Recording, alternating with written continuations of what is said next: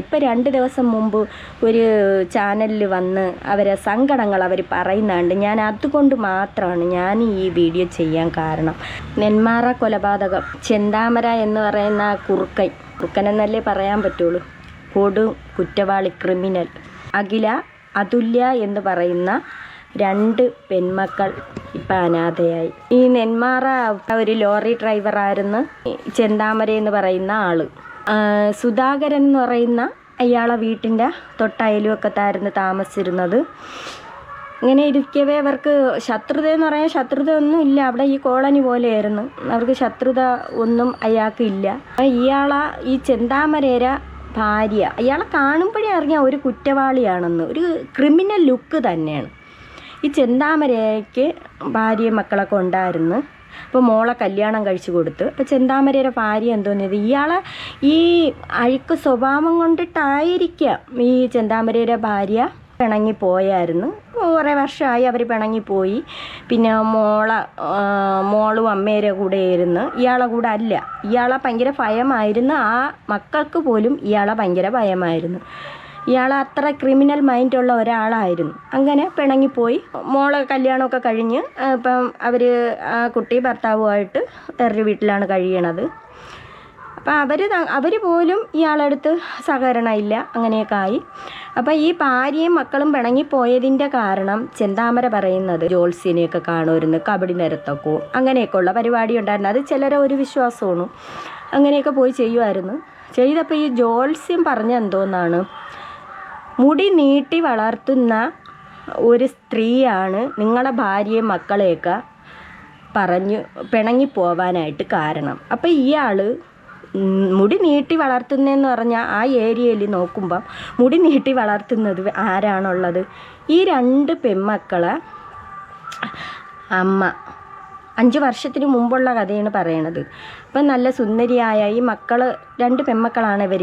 അപ്പം സുന്ദരിയായ നല്ലൊരു സ്ത്രീയായിരുന്നു അവർ, ഈ മക്കളെ അമ്മ. അവരെ എന്തോന്ന് അപ്പം വീട്ടിൽ വേറെ ആരും ഇല്ലാത്ത സമയത്ത് ഈ മക്കളെ അച്ഛന് ജോലിക്ക് പോയിരുന്ന സമയത്ത് അവിടെ മക്കൾ പഠിക്കാനൊക്കെ പോയിരിക്കുന്ന സമയമാണ്. അപ്പോൾ ആ വീട്ടിൽ വേറെ ആരുമില്ല, ഇയാൾ തൊട്ടയലുമൊക്കെ ആയിരുന്നു. അപ്പോൾ ഇയാളെന്തോ ചെയ്തു, ഇയാൾ വീട്ടിൽ ആരും ഇല്ലാത്ത നേരത്ത് വന്നിട്ട് ഈ സ്ത്രീയെ വെട്ടിക്കൊന്നു. എന്തൊരു ദുഷ്ടപ്രവൃത്തിയാണ്. അന്ധവിശ്വാസത്തിൻ്റെ പുറത്ത് ഇയാൾ ചെയ്ത ആ ഒരു സ്ത്രീയെ, നല്ല ഒരു പാവപ്പെട്ട ഒരു സ്ത്രീയായിരുന്നു. 2019 അവരെ വെട്ടിക്കൊല്ലണത്, വെട്ടിക്കൊന്നിട്ട്. അപ്പം ഈ മക്കളൊക്കെ പോയിട്ട് വന്നപ്പോഴത്തേക്കൊക്കെ അവർ കാണുന്ന എന്തോന്നാണ്, ഈ അമ്മയെ കൊന്നിട്ടിരിക്കണ രംഗം. അന്ന് ഈ മക്കൾ കുറച്ചുകൂടെ കുഞ്ഞായിരുന്നു. പിന്നെ അയാൾ ഒറ്റയ്ക്ക്, അയാൾ ജോലിക്കാൻ കണ്ട പോയിരുന്നത് കൊണ്ടാണ് അയാൾ രക്ഷപ്പെട്ടത്, ഇല്ലെങ്കിൽ അയാളെയും കൊന്നനായിരുന്നു. അപ്പം ഈ സുധാകരൻ്റെ ഭാര്യയെ മാത്രം കൊന്നു. അവർ ആ വീട്ടിലില്ലാത്തത് കൊണ്ട് അവർ രക്ഷപ്പെട്ടു. അവർ 4 പേരടങ്ങുന്ന കുടുംബമായിരുന്നു. അങ്ങനെ എന്തോ ഇയാളെ അറസ്റ്റ് ചെയ്തുകൊണ്ട് പോയി. ഇയാളെ അറസ്റ്റ് ചെയ്തുകൊണ്ട് പോയിട്ട് പോലീസിൻ്റെ കഴിവിൻ്റെ പരമാവധിയുള്ള തെളിവുകളെല്ലാം കൊടുത്തെങ്കിലും കോടതി വിധി വന്നെന്തിനാണ് ഇയാളെ പുറത്തിറക്കിയിട്ട്. ഇയാൾ അത്രയും നാൾ അവിടെ കിടന്ന് തീറ്റിപ്പോറ്റി. എന്നിട്ട് ഈ കുട്ടികളെ അമ്മയെ കൊന്ന് എന്നിട്ട് ഇയാൾ എന്തോന്ന് ചെയ്ത് 5 ദിവസം ഇയാൾ ഒളിവിൽ ഏതോ കാട്ടിൻ്റെ ഇടയിലോ എവിടെയൊക്കെ ഇയാളെ സഹോദരൻ്റെ വീട്ടിൽ പോയി കുളിച്ച് വസ്ത്രമൊക്കെ മാറി ഇയാൾ തെളിവുകളൊക്കെ നശിപ്പിക്കാൻ വേണ്ടിയിട്ടായിരിക്കും. ഇയാൾ അപ്പോഴത്തന്നെ പോയി കുളിച്ചെല്ലാം റെഡിയായി. ഇയാൾ എവിടെ പോയിരുന്ന് 5 ദിവസം കൊണ്ട് ഇയാളെ പിടിച്ചാണ് പോലീസ് കൊണ്ടുപോയി. പിന്നെ തെളിവെടുപ്പൊക്കെ നടത്തി, അങ്ങനെയൊക്കെ ആയി. പിന്നെ ഒരുപാട് നാളൊന്നും ഇയാൾ കിടന്നില്ലെന്ന് വേണം പറയാം. 2019 20 അങ്ങനെ എങ്ങാണ്ട് ഇയാൾ ഇറങ്ങിയെങ്ങാണ്ട് ചെയ്ത്, 2021 അങ്ങനെ എങ്ങാണ്ട് ഇയാൾ ഇറങ്ങിയിട്ട് ഇയാളെന്തെയ്ത് കുറച്ച്. അപ്പം ഈ ഇറങ്ങിയ സമയത്ത് എന്ത് ചെയ്ത്, ഇയാൾ മുഖമൊക്കെ മൂടി. ഒരു കുറ്റവാളി അങ്ങനെ തന്നെ ഇപ്പം 5 ദിവസം 10 ദിവസം ജയിലിൽ കിടന്നാലും ഇറങ്ങി വരുമ്പോൾ ഒരു നാണക്കേട് കാണും. നാട്ടുകാരെ മുന്നിലായിരുന്നാലും നോക്കാനൊരു ബുദ്ധിമുട്ട്. ഇയാൾ ഭയങ്കര മര്യാദയൊക്കെ, ഇയാൾ ഭയങ്കര അഭിനയമായിരുന്നു. അപ്പോഴേ അവിടേക്കുള്ള ആളുകൾ പറഞ്ഞു ഇനി ഒരു പ്രശ്നവും ഇല്ല. എന്നിട്ട് പോലീസ് അവിടെ വിലക്കി പറഞ്ഞൊക്കെ വിട്ടായിരുന്നു, ഇതുപോലെ ഈ ഭാഗത്തോട്ടൊന്നും പോവരുത്, ഈ നെന്മാറ ഭാഗത്തോട്ടൊന്നും പോവരുത്, അങ്ങനെ ഒക്കെ. ഇവരെ വീട് തൊട്ടായാലും ഒക്കെ ഉണ്ടല്ലോ. അപ്പോൾ ആ ഭാഗത്തൊന്നും പോവരുത് എന്നൊക്കെ ഉള്ള ഇതൊക്കെ പറഞ്ഞു വിട്ട്. ഇയാളെന്തോ ചെയ്ത്, ഇയാൾ കുറച്ച് നാളൊക്കെ മുഖവും മൂടിയൊക്കെ നടന്ന് കണ്ണ് മാത്രം കാണിച്ച് തോർത്തൊക്കെ ഇങ്ങനെ ചുറ്റിക്കെട്ടി ശുചിമുറിയിൽ വെളിയിൽ പോകുമ്പോൾ തന്നെ ഈ നാട്ടുകാർക്ക് ഭയങ്കര പേടിയാണ്. തൊട്ട് വീടുകളുണ്ട്. അപ്പോൾ ആളിയൊക്കെ ഇയാളെ ഭയങ്കര പേടിയായിരുന്നു. ഇയാളിങ്ങനെ മുഖവും മറച്ച് കുനിഞ്ഞ് അത് സ്വാഭാവികം അങ്ങനെയാണ്. 8-9 ദിവസം കിടന്നു കഴിഞ്ഞാലും അവന്മാർ ഭയങ്കര അഭിനയമാണ്. ഇനി അയലുമൊക്കെക്കാർ കാണും, കണ്ടാലൊക്കെ ഉള്ള ഒരു വിഷമം, പിന്നെ ഒരു നാണക്കേടും. പിന്നെ അങ്ങോട്ട് എന്തേലും ഇത് ഇവന്മാർ സ്വഭാവം അങ്ങനെയാണ്. പിന്നെ ആ മുഖം മൂടി അങ്ങ് എടുത്ത് കൂളായിട്ട് ഇങ്ങനെ നടന്നു. പിന്നെ അയാളെ പെരയിടത്തിലെ ജോലികൾ ചെയ്യക്കും. പിന്നെ അതിരുതോറും മരങ്ങളൊക്കെ നിൽക്കണേനെ വെട്ടി വെളിവാക്കും. ഇങ്ങനെയൊക്കെ ഉള്ള കാര്യങ്ങൾ. പിന്നെ ആളുകളെ ഇങ്ങനെ രൂക്ഷമായൊരു നോട്ടം നോക്കൊക്കെ തുടങ്ങി. അപ്പോൾ ആളുകൾക്ക് ഒരു പേടിയോടുകൂടി ഇയാളെ നോക്കുമായിരുന്നു. ഇപ്പോൾ ഒരു കൊലയാളിയല്ലേ, അങ്ങനെ ഭീതിയോടുകൂടി ഇയാളെ നോക്കുമ്പോൾ ഇയാളത് വാച്ച് ചെയ്ത് വെച്ചിരുന്നു. പിന്നെ ഇയാളെ ഭാര്യയും മക്കളും ഒന്നും തിരിച്ച് വന്നതുമില്ല. അങ്ങനെയൊക്കെ ഉള്ള ഒരിതുണ്ട്. ഇയാൾ ഒറ്റയ്ക്കായിരുന്നു ആ വീട്ടിൽ. ഈ തൊട്ട് ചേർന്ന് ഈ കൊല നടന്ന വീട്ടിൻ്റെ ഭാഗത്ത് തന്നെ ഇയാൾ വന്ന് തമ്പടിച്ച് അവിടെ കിടന്നു. അവിടെ കിടന്നിട്ട് ഇപ്പോൾ ഒരു 2-3 മാസം ആയോളൂ. ഈ കുട്ടികളെ അച്ഛൻ എന്ന് പറഞ്ഞാൽ ഇവരിവിടെ നിന്ന് പോയി, ഇവരവിടെ നിന്ന് താമസം മാറി അതിൻ്റെ അച്ചാമ്മയുടെ വീട്ടിൻ്റെ ഭാഗത്ത് എവിടെയോ ഈ 2 മക്കൾ, അതിൽ മൂത്ത മോളെ കല്യാണം കഴിച്ചയച്ചായിരുന്നു. 2 കുഞ്ഞു മക്കൾ കേട്ടോ. അതിനെ മൂത്തതിനെ കല്യാണം കഴിച്ചയച്ച് ഇളയത് പഠിച്ചുകൊണ്ട് നിൽക്കണേ. എന്നാൽ തന്നെയും ഈ മക്കളെയും കൊണ്ട് ഇയാളെന്തോന്ന് ചെയ്ത് ജീവൻ രക്ഷയ്ക്ക് വേണ്ടിയിട്ട് ഈ അച്ചാമ്മയുടെ വീട്ടിൻ്റെ ഭാഗത്തോ എവിടെയെങ്ങാണ്ടേ പോയി ഇവർ താമസം മാറിന്ന്. അപ്പം ഈ വീടങ്ങ് അടച്ചിട്ടിരുന്ന്. എന്നാലും ഇവർ വല്ലപ്പോഴും ഒക്കെ വരുമായിരുന്നു. അപ്പം ഇയാൾ ജാമ്യത്തിലൊക്കെ ഇറങ്ങി വന്നല്ലോ, കോടതി ഇങ്ങ് വിട്ട് സുഖവാസത്തിന് വിട്ട് കഴിഞ്ഞ്. അപ്പോഴേ അതിനുശേഷം ആളിയൊക്കെ പേടിയുണ്ട്. ഇയാളെ ഭയങ്കര പേടിയാണ്. ഇയാൾ വല്ലാത്ത നോട്ടമാണ്. ഇയാൾ ഓരോരുത്തടുത്ത് ഓരോന്ന് പറയുന്നുണ്ട്. അവരെ കൊല്ലും എന്നൊക്കെ പറഞ്ഞുകൊണ്ട് നടക്കുന്നുണ്ട്. അപ്പോൾ ചിലർ പറയുന്ന എന്താണ്, അവൻ നല്ലവനായി, ഇനി വേറെ പ്രശ്നം. അതൊക്കെ അഭിനയമാണ് കേട്ടോ. നല്ലവനായെന്നൊക്കെ അഭിനയിക്കണ്ടേ, അങ്ങനെ അതൊക്കെ അഭിനയമായിരുന്നു. എന്നിട്ട് ഈ അച്ഛനത് അപ്പോൾ കുറേ ഇയാൾ ജയിലിൽ നിന്ന് ഇറങ്ങി കുറേ നാൾ കഴിഞ്ഞതിന് ശേഷം ഇപ്പം ഈ കുട്ടിയുടെ അച്ഛനെയും കൊല്ലണത് അച്ചാമ്മയും കൊല്ലണത് ഇവർ ആ വീട്ടിൽ നിന്ന് ഒരു ദിവസം ഇയാൾ ക്ഷേമനിധിക്ക് പൈസ അടയ്ക്കാനെന്നും പറഞ്ഞ് എന്തായാലും ഈ നാട്ടിൽ വന്നല്ലേ പറ്റും, അവർക്ക് ഓരോരോ ആവശ്യങ്ങളില്ലേ, വീട് വൃത്തിയാക്കാനായിട്ട് വരണം, അങ്ങനെയൊക്കെ ഉള്ളൊരിത്. അപ്പം മൂത്ത കുട്ടി കല്യാണം കഴിഞ്ഞ് ഭർത്താവിൻ്റെ വീട്ടിലാണ് കഴിയണത്. അപ്പം ഇളയത് മോള് പഠിച്ചുകൊണ്ട് നിൽക്കുന്നു. അങ്ങനെ അപ്പോൾ ഇയാളെന്തേലും ഇത് ക്ഷേമനിധിക്ക് ഈ കുട്ടികളെ അച്ഛൻ ക്ഷേമനിധിക്ക് അടയ്ക്കാനായിട്ട് ആ ഏരിയയിലോട്ട് വന്ന്. അപ്പം അന്ന് ഇയാൾ അവിടെ ഇരിപ്പുണ്ട്. ഇയാൾ ഹാളിലാണ് അങ്ങനെ എങ്ങാണ്ടേക്ക് ഇരിപ്പുണ്ട്. ഈ കുട്ടികളെ അച്ഛൻ്റെ അമ്മയുണ്ട്.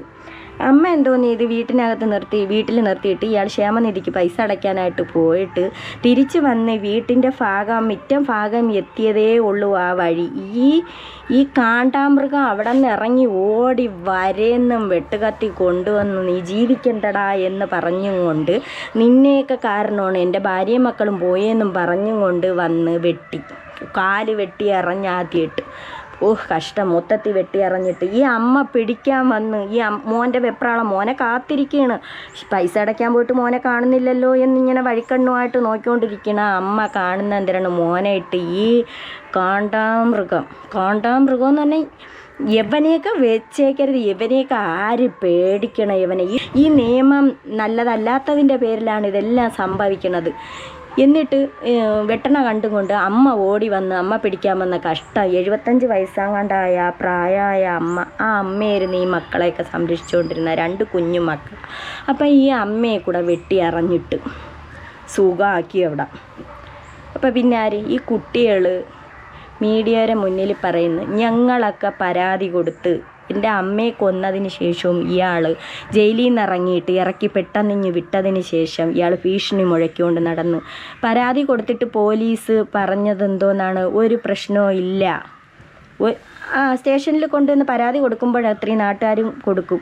അപ്പോഴേ പറയണത് തന്നെ, ഒരു പ്രശ്നവും ഇല്ല, നിങ്ങൾക്കൊന്നും സംഭവിക്കില്ല, ഇനി അയാൾ ഇതെങ്ങനെയൊന്നും ചെയ്യൂല. അല്ല, ഇയാൾ അങ്ങനെയുള്ള ഒരു മൈൻഡിലാണ് എല്ലാവരെയും നോക്കുന്നത്. നാട്ടുകാർക്കൊക്കെ പേടിയാണ്, അവർക്കൊക്കെ വെളിയിൽ ഇറങ്ങാൻ പറ്റുന്നില്ല എന്ന് പറഞ്ഞിട്ട് പോലും ഈ നിയമം ഇത്രയേ ഉള്ളൂ എന്നാണ്.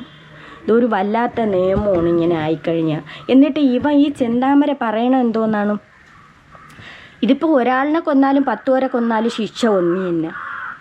എന്നിട്ട് ഇപ്പം ഈ കൊച്ചിൻ്റെ ഈ മക്കളെ അച്ഛാമ്മയും കൊന്നതിന് ശേഷം ഇയാൾ ഒരു ദിവസം ഫുള്ള് ഏതോ കാട്ടിൻ്റെ ഇടയിൽ അങ്ങാണ്ട പോയി ഒളിച്ചിരുന്നു. അപ്പം ഇനി ഇയാൾക്ക് വിശപ്പ് സഹിക്കാൻ പറ്റൂല. വയറ് വിശക്കുമ്പം ഇയാൾ ഫുഡ് കഴിക്കണ ഒരു പതിവുണ്ട്. അത് പോലീസ് തന്നെ പറയുന്നുണ്ട്. സ്റ്റേഷനിൽ കിടന്നപ്പോഴും കൂടെ വിശക്കണേ എന്ന് വിളിക്കുന്നു. വിശപ്പിന് ഫുഡ് കൊടുത്ത് അങ്ങോട്ട് നിറച്ചിടണം.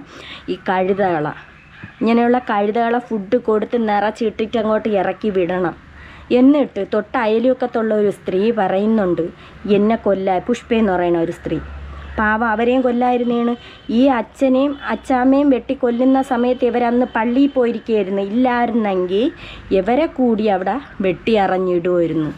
എടാ ദുഷ്ടാ, എടാ ചെന്താമരേ, നിനക്കൊക്കെ വേണ്ട ശിക്ഷ എന്തോന്നാണ്?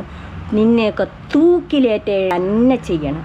നീ എന്നും പുറം ലോകം കാണേ ചെയ്യരുത്. നിന്നെയൊക്കെ പുറം ലോകം കാണിച്ച നാട്ടുകാർ കൂടി കൊല്ലണം. ഇപ്പം ആളിയൊക്കെ അവനെ പേടിയെന്നു. ആളിയൊക്കെ എന്തോന്ന് പേടി? ഇത്രയും കുറ്റവാളിയായ യവൻ്റെ ഓരോ ഭാഗം അങ്ങോട്ട് വെട്ടി എറിഞ്ഞിടണം. അപ്പോഴേ അവന് വേദനിക്കുമെന്ന് അറിയണമല്ലോ. അവന് വേദനിക്കുമെന്ന് അറിയണം. അവൻ്റെ ശരീരം ഇതേ കണക്ക് ഇഞ്ചിഞ്ചായിട്ട് ഓരോ ഭാഗം വെട്ടി എറിഞ്ഞിടുമ്പോൾ യവന് വേദനിക്കുമെന്ന് അറിയണം. ഒരു ചെന്താമര അറിഞ്ഞ് തന്നെ പേര് വിട്ടത്. അവൻ ഇപ്പം സുഖമായിട്ട് താണ്ട് തിന്ന് കൊഴുത്ത് അതിനകത്ത് കിടക്കയില്ലേ. ബിരിയാണിയും പെറോട്ട ഇറച്ചിയും എല്ലാം തിന്ന് ക്നാച്ചമ്മ അതിനകത്ത് കിടപ്പുണ്ട്. ആ കുട്ടികൾ അനാഥയായി, ആ 2 മക്കൾ അനാഥയായി. ഇപ്പം 2 ദിവസം മുമ്പ് ഒരു ചാനലിൽ വന്ന് അവരെ സങ്കടങ്ങൾ അവർ പറയുന്നുണ്ട്. ഞാൻ അതുകൊണ്ട് മാത്രമാണ് ഞാൻ ഈ വീഡിയോ ചെയ്യാൻ കാരണം. സങ്കടങ്ങൾ പറയുന്നു എന്ന് പറഞ്ഞാൽ ജോലിയില്ല. ആ മക്കൾ എങ്ങനെയാണ് കഴിഞ്ഞു പോണേന്ന് പറഞ്ഞാൽ ആരെയും അവരെ ഏറ്റെടുക്കാൻ പോലും ഇല്ല. സംരക്ഷണത്തിന് ആരുമില്ല. അവർക്ക് ഫുഡില്ല, അവർക്കൊരു ജോലിയില്ല. ആരോ വന്ന് പറഞ്ഞ് ആ ഇടയ്ക്ക് അച്ഛനും കൂടെ മരിച്ചപ്പം ജോലി കൊടുക്കാമെന്ന് പറഞ്ഞു. എവിടാ കുട്ടികൾ പറയുന്നു ഇത്രയും നാളായിട്ട് പിന്നെ ഒരു അനക്കവും ഇല്ല, ഒരിതുമില്ല, ഞങ്ങളെങ്ങനെ കഴിയും? കഷ്ടം തന്നെ. ഈ അഫാന് വീടൊക്കെ വെച്ച് കൊടുക്കാം അങ്ങനെയൊക്കെ പറഞ്ഞത് ആ കുട്ടികൾക്കാണ് ഒരു ജോലി വാങ്ങിച്ച് കൊടുക്കുകയെ അവർക്ക് ഒരു നേരത്തെ ഫുഡിന് കൊടുക്കുകയും ചെയ്തിരുന്നിരുന്നെങ്കിൽ എന്ത് നല്ലതായിരുന്നു. എൻ്റെ പൊന്ന് നിയമമേ, ഈ ചെന്താമരയെ പോലെ ഉള്ളവരെ ദയവ് ചെയ്ത് തൂക്കിക്കൊല്ലണേ, തൂക്കുകയർ വിധിക്കണേ എന്ന് മാത്രമേ എനിക്ക് പറയാനുള്ള. ആ 2 മക്കൾ അനാഥയായി. സത്യം പറഞ്ഞ 2 മക്കൾ അനാഥയായി. അവർക്ക് ആരുമില്ല, അച്ഛനില്ല, അമ്മയില്ല. വയസ്സായ ഒരു അച്ഛമ്മയെങ്കിലും ഉണ്ടായിരുന്നു. അവർ പോലും ഇല്ലാത്ത അവസ്ഥയിൽ ഇന്നായിരിക്കുകയാണ്. ആ ഒരു പിന്നെ തൊട്ട് അയൽവക്കത്തുള്ള ഒരുത്തനെ കാരണം അവനെ കാരണം ആ കുട്ടികൾ അനാഥയായി. ആ കുടുംബത്തിൽ പോലും, അവൻ്റെ കുടുംബത്തിൽ പോലും അല്ല അവൻ കളിച്ചത്. തൊട്ട് അയൽവക്കത്തുള്ള 2 പെൺമക്കൾ, ഒരു ആൺതുണയെങ്കിലും ആ വീട്ടിലുണ്ടായിരുന്നെങ്കിൽ അതിനെയൊക്കെ സംരക്ഷിച്ചു പോയതിന്. കഷ്ടമുണ്ട് ഈ കാണിക്കണത്.